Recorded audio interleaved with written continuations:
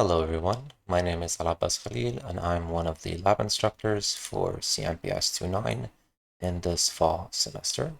Now every week we have labs and you have to submit the lab or your work by the end of it. And also at the end of each week after the deadline submission is over, we'll be uploading a video, sort of like a solution. It's more like a guideline on how you should have solved the assignments. Now, we'll be mainly using Excel for a pretty long time, and you should be using either Excel 2016 or 2019.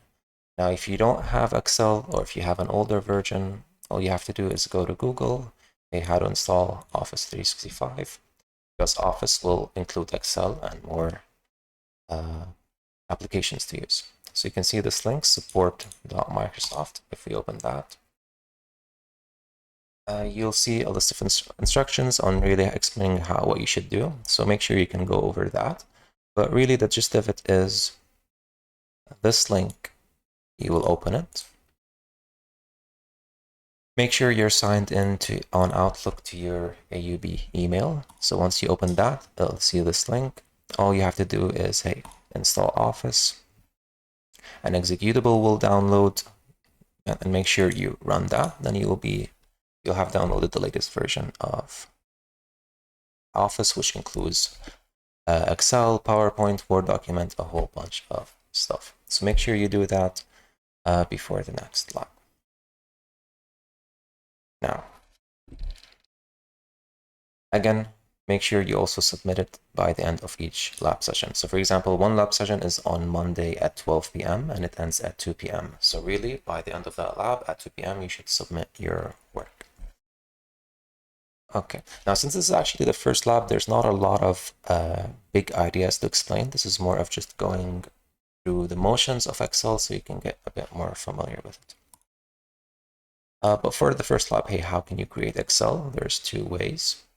You can right-click, say New, and then choose Microsoft Excel Worksheet. And another way is opening the Start menu. You can search Excel there. Now I'm actually using Excel 2013 version, so even I am going to have to be updating it soon. If you open that, you can choose blank workbook, but you have to save it somewhere. So you'll choose File, Save As, and you have to choose a certain location on your computer. I accidentally clicked somewhere online, but you choose the computer and it'll take you there.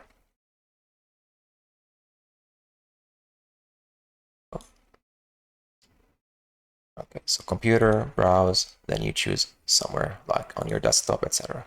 Now, where should you actually be saving these files? Well, you'll notice the first instruction says create a new folder on your PC, call it username-A01. So right click, new folder, whatever your username is, like your username from your email. So in my case, it's AK202, and this is assignment 1. So usually you want to do that so you can put all your stuff there so it doesn't get lost. In this case, all we really have, we're creating our Excel file, and we have this image from a Moodle. You also want to download that and list of instructions. Okay, so I have all my stuff here.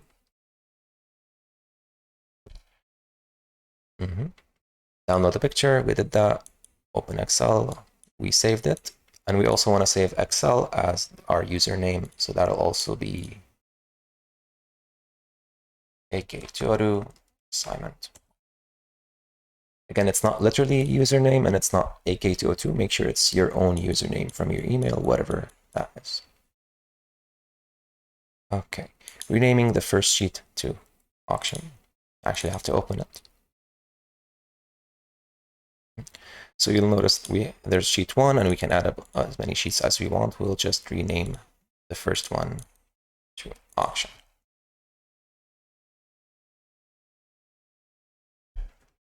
Okay. So the really first step for exercise 1 is you want to create a table, but not an actual table. So in Excel, you could actually insert a table by going to Insert, then choosing Table. You press OK. And then you can expand the table to be as big as you want, choose its type, etc. But that's not what we want here. We don't want to actually do it like that. We want to write it from scratch. Like if you make sure you read the instructions very carefully. Like they tell you more precisely, write the following in row 3, starting from the B column. So in the cells B3, C3, D3, we want to write the following. Now each cell is it's a intersection between some row and some column. The rows are numbered and the columns are lettered. So B3 would be this one, because this is the third row, this is the B column, and even in whatever cell you choose, it'll tell you its name of it. So in B3, we write the following: item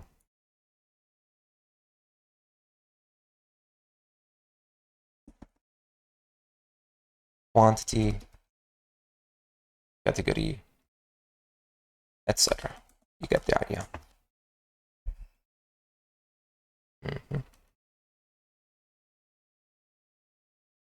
Then they tell you, hey, in the next rows, you have to fill it with this information. So as an item, we have desktop, computer. We have 25 of them. It's an office equipment, etc.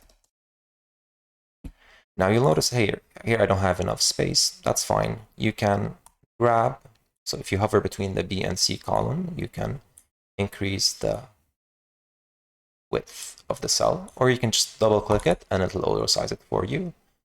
We do the same thing for the row column. Okay. Whoops. So you just fill it with all this information. Then let's see, step 8. In cell A3, so this is A, this is 3, I'm supposed to write item number. So actually what we're trying to do is build this image at the very top. And you might have noticed, hey, here I want item quantity category, but they never mentioned item number. That's fine. Somewhere below in the instruction, it was mentioned. So if you feel, hey, they're asking for something in the image, but it's not complete yet in the instructions, just be patient, or maybe skim through the entire instructions to see if it's somewhere below. Now, what's really important is this part. In cell A4, type 1, then drag and fill the series 1 to 5. So here, item number, in A4, I write 1. Then I have to drag and drop it. So each cell, you'll notice there's like a sort of a big little square, green square at the bottom right. If you hover over it, you'll get this black cross. Just click it, and then you get battery low. Sorry about that, I had to get my charger. So in A4, I wrote 1. Okay, great. I hover on the bottom right corner, so I get this black cross. If I click it and then drag down, I just keep getting 1s, but they're saying, hey, if you drag, you're supposed to get 1, 5. That's okay. Once you drag, this in the bottom right, this pop-up should appear. Autofill options. If you click on that, you'll get different options on how you should fill. This is autofilling is what we're doing. Right now we only have, right now we're copying cells. That's the one being chosen. But if I choose fill series, I get 1, 2, 3, 4, 5, 6, which is like, hey, we're filling a series. You're going from 1 to every time you're increasing by 1. And you might say, hey, why should I do this? It seems a bit long. I can just write 1, 2, 3, 4, 5, and I'm done. That's right. You would be done more quickly. But what if you have 100 elements? Or what if you have 1,000 elements? You want to do that. It'll take forever. Whereas if I drag and drop all the way to the bottom, I can just then press full series, and you'll notice 1, 2, 3, 4, etc. till as far down as I dragged. So that's way faster. Okay. We adjusted the width and then just some more insertion. Okay, data validation is actually a cool idea. Before we type in the prices, we could have added a data validation rule. So how could we do that? A lot of these things, how could I do something? It's going to be write in the instructions. How could I do data validation? Well, in one step, they're saying, hey, choose data, then data validation, etc. So if we go there, in the bottom, in the top bar, we have home, insert, page layout, etc. We also have data. So here's where you're supposed to search for the data validation, and under data rules, there's data validation. Now this might look a bit different depending on the version that you have, but it should be under the data bar. So if I choose data validation, first I should choose the cells. So say I choose this column or these few cells, data validation. I have to choose now what type of rule I want to put. And essentially in the instructions, they say, hey, we want a decimal. So some decimal number, 5.5, 10 point, etc. And I can choose, do I want to be between something, not between, equal to? What we want is greater than or equal to 0. Which makes sense because a price shouldn't be negative. A price of something could be 0, that means it's free, or it could be positive, that means it'll actually cost you something. I press OK. Seemingly nothing happens, but now in these cells that I've chosen, I can only put a positive number. So if I put 100, no problem. 50, no problem. 0, no problem, because we just mentioned, we allowed it. It's greater than or equals 0. Minus 20, the value you entered is not valid. So it won't let me enter a negative number. I can either cancel, so it'll go away, or I can retry, and they'll force me to change it. So now I'm forced to enter a positive number, but not for all the cells, only for the cells that have the rule. Okay, so these cells I did not choose. So there's two ways to do validation, either like this, or beforehand we could have written some numbers, then choose these data validation. Data validation again, we have to choose a rule. I'll just write the same rule, decimals, and I want it to be greater than or equal to 0. Press OK. Okay, that's it. Is nothing happening? Is something wrong? No. If we go back to the data validation and we say circle invalid data, these two are wrong. So it doesn't tell you to change them right away. It just circles who doesn't fit this rule. So this is actually helpful because now you could actually go and fix these numbers. Now let me try. If I put something negative, then I'm not allowed to. Okay, so hopefully you saw the difference here.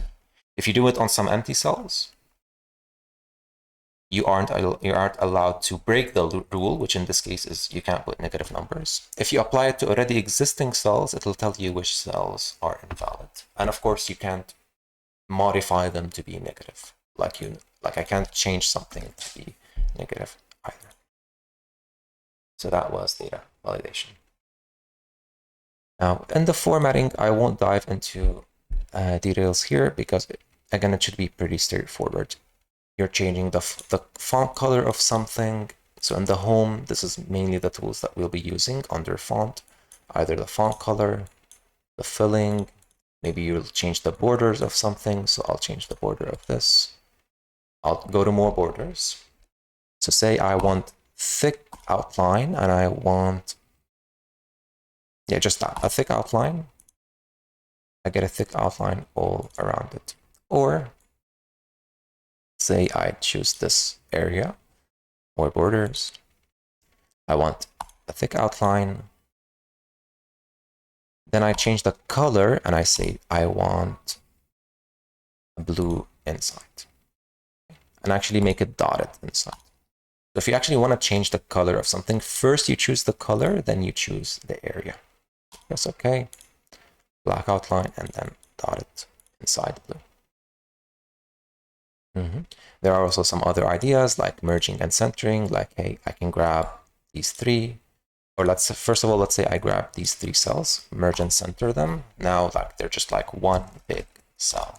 I could also do that to cells that already had something written on them. So let's say 1, 2, and 3. But I get a warning if I want to merge these.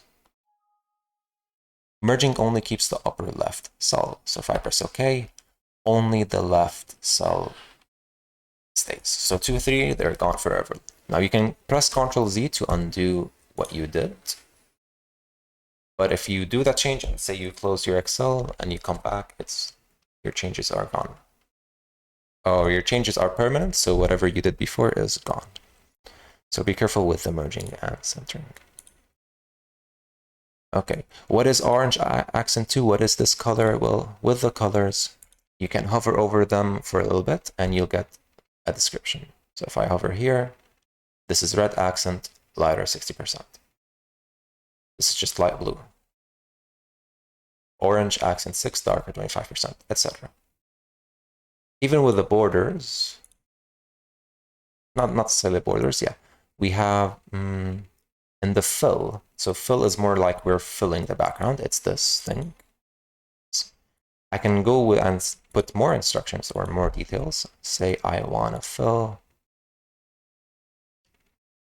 I want blue and I want a pattern. And the pattern, I want it to be orange and I want it to be stripped, thick stripped. Maybe a lighter one. I press OK. Don't know if it's very clear to see, but that's like it's mainly blue and it's thin orange lines there. Also, we have, hey, I can make something bold, make something italic, make something bold, italic, and underlined at the same time. So, again, a lot of these are pretty straightforward. Just go through each one on its own. Insert the picture auction JPG. Now, I think there's two ways to insert an image. You can either drag and drop it in the Excel right away. Okay, and it doesn't work. Or you can say insert pictures, and then you go to wherever the picture is. So I have it in this place.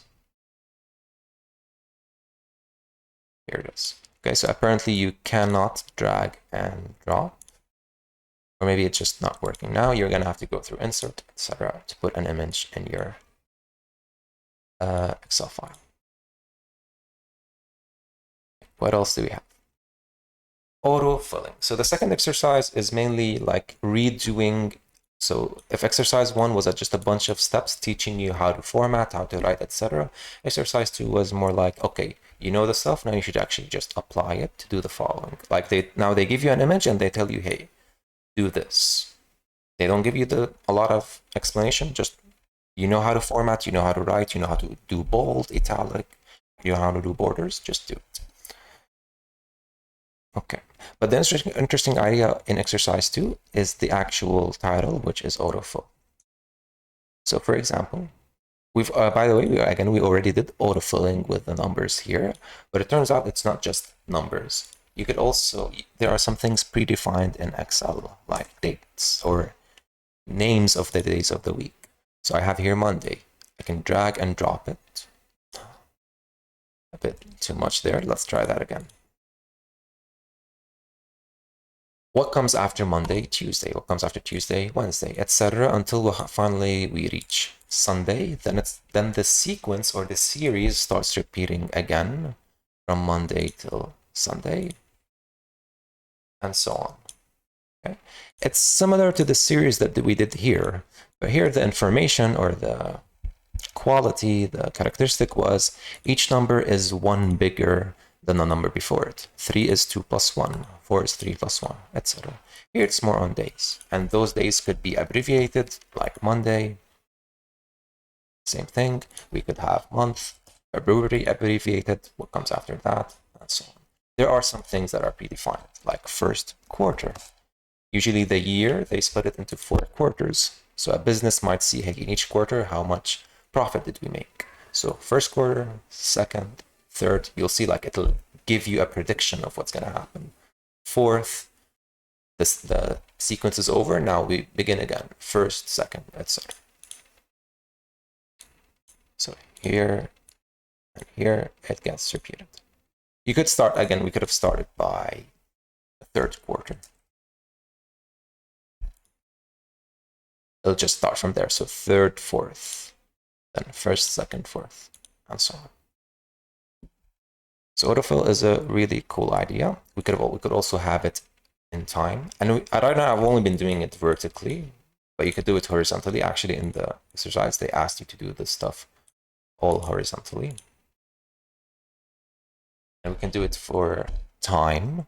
So right now, say it's 10:30 a.m. Actually, this is interesting. First, let's go back to numbers.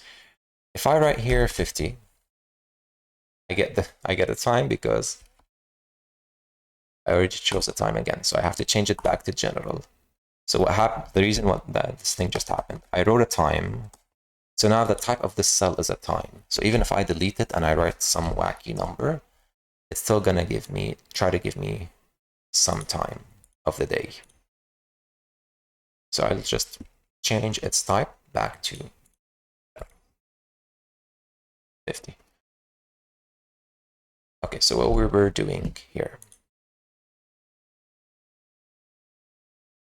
I have 50. Say the number after it, I want it to be 55. And the number after that, I want it to be 60 and 65. Can I do that with the autofilling that we've known so far? Well, let's try. I grab 50, drag it. I get the copying that we saw with 1 at the beginning. That's fair. I'll try to do full series. I'll get 50, 51, 52. Again, just like at the start. Fill with formatting, fill without formatting, flash, these won't help us right now. So what could I do? I need to give Excel more information. 50 is not enough for me to know that, the next number should be 55. I need at least 2 entries in the series. So if I have 50 and 55, and I grab them together, so you have to grab both cells together, and then I drag. What Excel is going to do is going to be, okay, this is 50, the next number is 55. The difference is 5, so you probably want 5 added to each cell. So I get prediction 60, 65, 70, etc. And that's indeed what happens. Now, we could have actually went backwards. So the difference between 50 and 55 is, again, 5. But if you're going backwards, that means -5. So 45, 40, etc. Or if I have, say, 50, then 45, the difference is negative. It's -5. So if I go downwards, it's going to be decreasing by 5. And if I finally reach 0, that's fine. After it, I'll just become -5, -10, -15. So this is a really cool idea with autofilling. And it applies to time as well. So if it's 10:30, then it's 10:40. The difference in time is 10 minutes. So now it's 10:50. It's 11, 11:10, 20, etc. So an hour is 60 minutes. So every 60 minutes, we increase an hour once. Okay.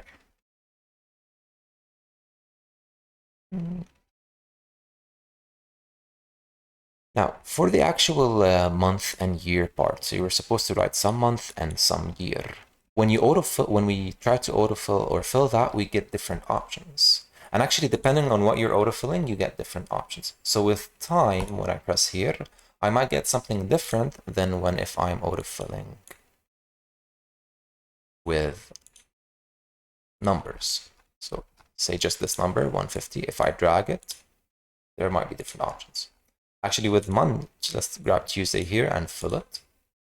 I get the option of fill days or fill weekdays only. So say you don't want Saturday and Sunday. So we have Monday, Tuesday, or again with days, there's no need to give it more information because after Monday, we are definitely going to get Tuesday. So I fill, then I choose fill weekdays only. Now, if you'll notice, I go from Monday till Friday, then from Monday to Friday. There's no longer that weekend anymore. Cool.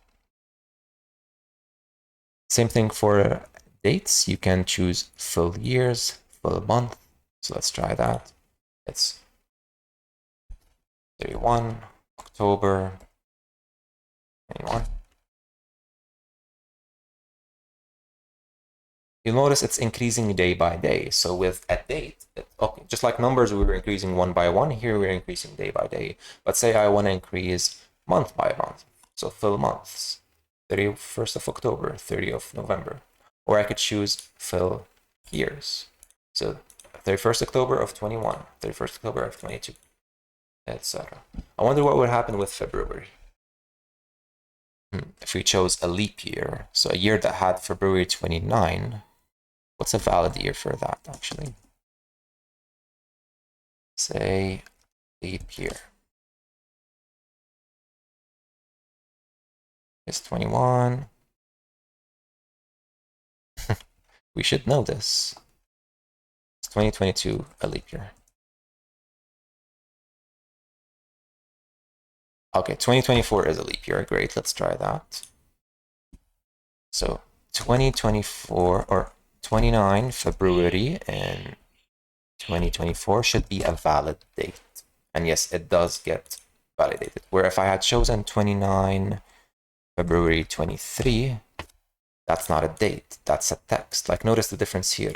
It's some text, whereas here it's a date. It says 29/2/2024.